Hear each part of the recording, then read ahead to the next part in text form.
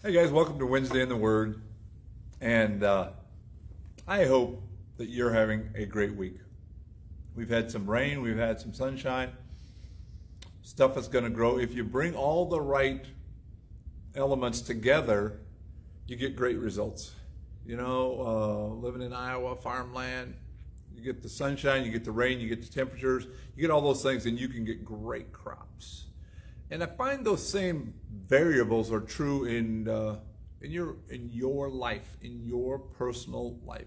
If you want to have great results in your life, the key is making good choices. Good choices, making the right. It doesn't matter what the people around you do. You have to make the right choices. And how do you make right choices? You base them on the Word of God. And we're in Psalms 119, and the psalmist is sharing about making good choices, and also there's honesty in the Word of God. And in the second part we're going to look at today, he's going to share about making not great choices and how God worked in his life. So he starts off in verse 57, "You are my portion, Lord. I have promised to obey your words. I have sought your face with all my heart. Be gracious to me according to your promise. I have considered my ways and have turned my steps to your statutes. I will hasten and not delay to obey your commands. Though the wicked bind me with ropes, I will not forget your law. At midnight I rise to give you thanks for your righteous laws. I am a friend to all who fear you." I'm a friend to all who fear you, yes, and to all who follow your precepts. The earth is filled with your love, Lord. Teach me your decrees. And so we go back there, and the start says, "You are my portion. You are my portion. You are the part that I choose. I choose you." I don't know. If you've been listening to me very long, I'm a big fan of brownies.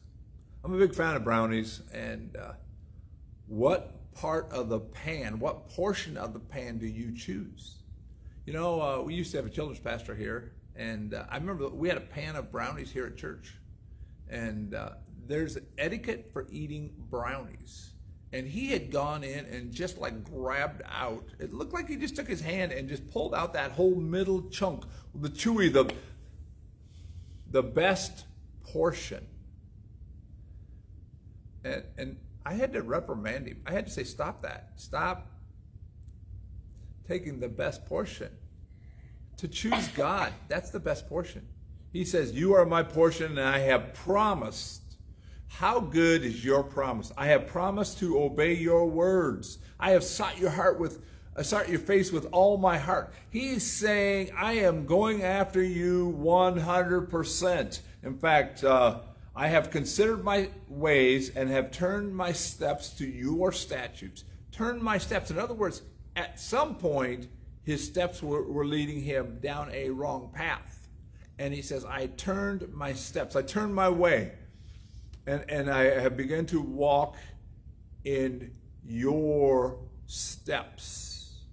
It's interesting as you watch deer or a variety of different animals, and they will follow those that lead one, and then the others will follow. They'll follow in those same steps, in that same path, because they know that that's safe. The first one is expendable, I guess. But the other ones follow in that path. And he says, I will hasten and not delay to obey your commands. I don't know. If you have children and you say to them, hey, take out the trash, how long does that take for them to respond to that command? How many times do you have to repeat that command before it actually gets done? Or maybe you're married and you have those same kind of issues. I will hasten. In other words, I am gonna do my best to quickly obey what you ask me to do. When you go to conferences and seminars, and they teach you all this important and valuable stuff, what I have learned, and as you study through these things, you find out that if you don't implement something within the first 24 to 48 hours, you're probably not going to do it. So when you go to church on Sunday and you hear that sermon, that awesome sermon that preacher shares, with all that wealth of truth and knowledge, and it speaks to your heart. If you don't act on it within 24 to 48 hours, you're probably not going to do it. You're gonna file that in the, oh, that's a great idea. Oh, that's good for so and so. But you are not going to do it. He says, I will hasten and not delay to obey your commands. He says, at midnight I rise to give thanks for your righteous laws. I am a friend to all who fear you, to all who follow your precepts. The earth is filled with your love, Lord. Teach me your decrees. Verse 66 says, teach me knowledge and good judgment, for I trust your commands. Teach me knowledge and good judgment. Have you ever had poor judgment? Do you know people who have poor judgment? They make the wrong choice, perhaps in a relationships, over and over again. They keep making that wrong choice. And you say, stop. Stop doing that same thing over and over again.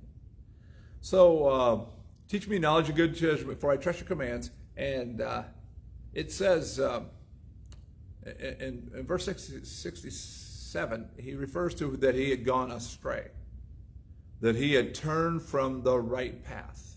For whatever reason, he turned from the right path, and all of us have done that. We've all turned to the wrong path. We believed a lie, and that's really why we go astray. We believed a lie, but he says in verse 67, before I was afflicted, I went astray, but now I obey your word. So there was a rebuke, there was a correction that came into their life, and the psalmist says, I am happy that you corrected me.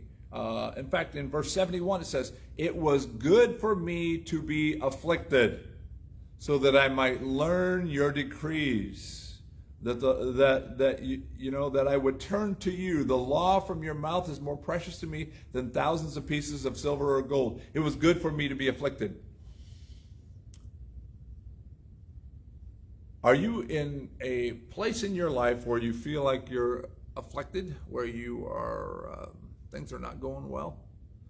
At that point, to stop and say, and not all affliction comes because of sin, but there is that principle that is true, that many times when we go astray, God brings affliction to bring us back in line with his word for our own good and for our own blessing. So today, how hungry are you for God? Maybe he's afflicting you to bring you around, and then he's saying, hey, here's the way to walk into it. And the psalmist he said early on, he said, I will hasten and not delay to obey your commands. I will hasten and not delay to obey your commands. I'm going to close with, at one point in time, I had a friend who was in a financial strait, and God spoke to me. God knows where your stash is, and said, I want you to help them. I want you to bless them financially. And I said, I need to do this quickly or I won't do it. And so I did. That was one of the times I did good. I was like, okay. And so I got right on that, because I knew delayed obedience is like disobedience. And so you have to, if God's speaking to you about something, don't wait. Step up to the plate, take care of it, deal with it, and then you can move forward. So, hey, thanks for being in the Word with me, and we'll see you on Sunday.